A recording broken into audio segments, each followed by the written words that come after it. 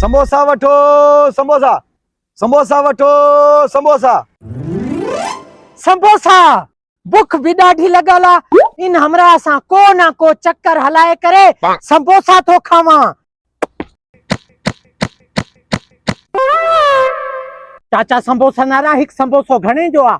हिकिड़ो समोसो 40 जो आहे। समोसा महांगा लाती बीठो आहे तू। 40 रुपए जो हिकिड़ो समोसो।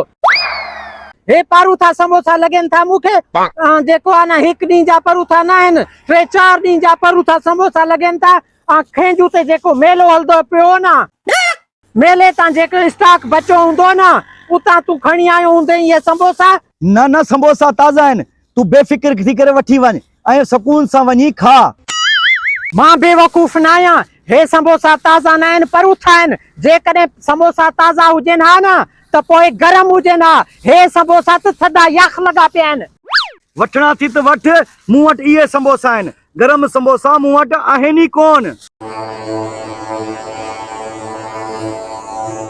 मूंखे न आहिनि वठणा तोरा थधा समोसा। गंजो वॾो चलाक निकिरे पियो। 4 समोसनि जे करे मूंखे ते 1000 रुपया ॾेई वियो।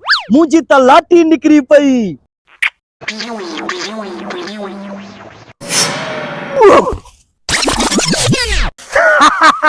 हिते वेही करे समोसा तो खावां। हिते केर ईंदो? जंग में केर ॾिसदो?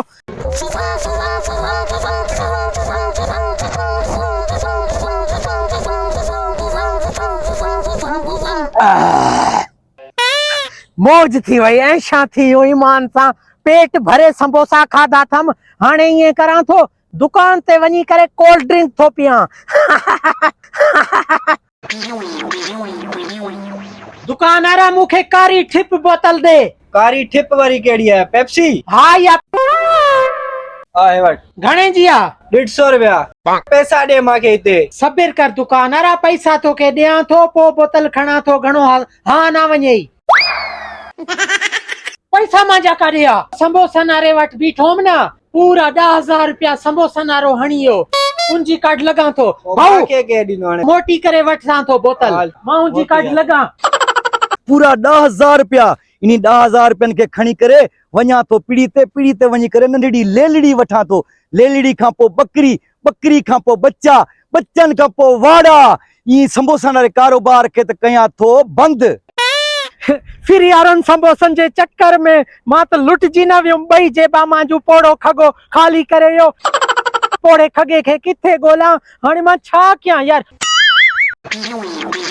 अज इन जो पक्को बंदोबस्त कयां थो। घणन जूं इन जेबा खाली कयूं हूंदियूं।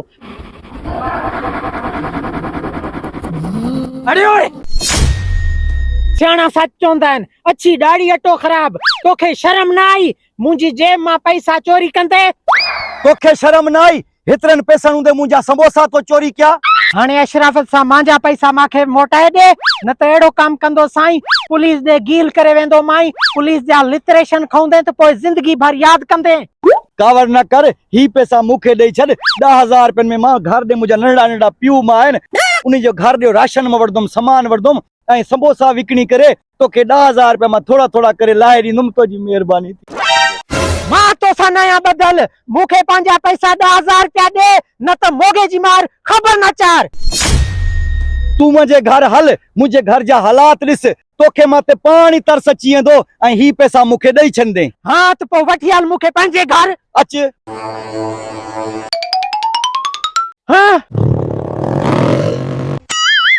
हे पोड़ो त मुंहिंजो बि उस्ताद निकतो। मुंहिंजा पूरा 10,000 रुपया हणियो। लुट जी ना वियुमि, मां त बर्बाद थी वियुमि। मोगे जी मार ख़बर न चार।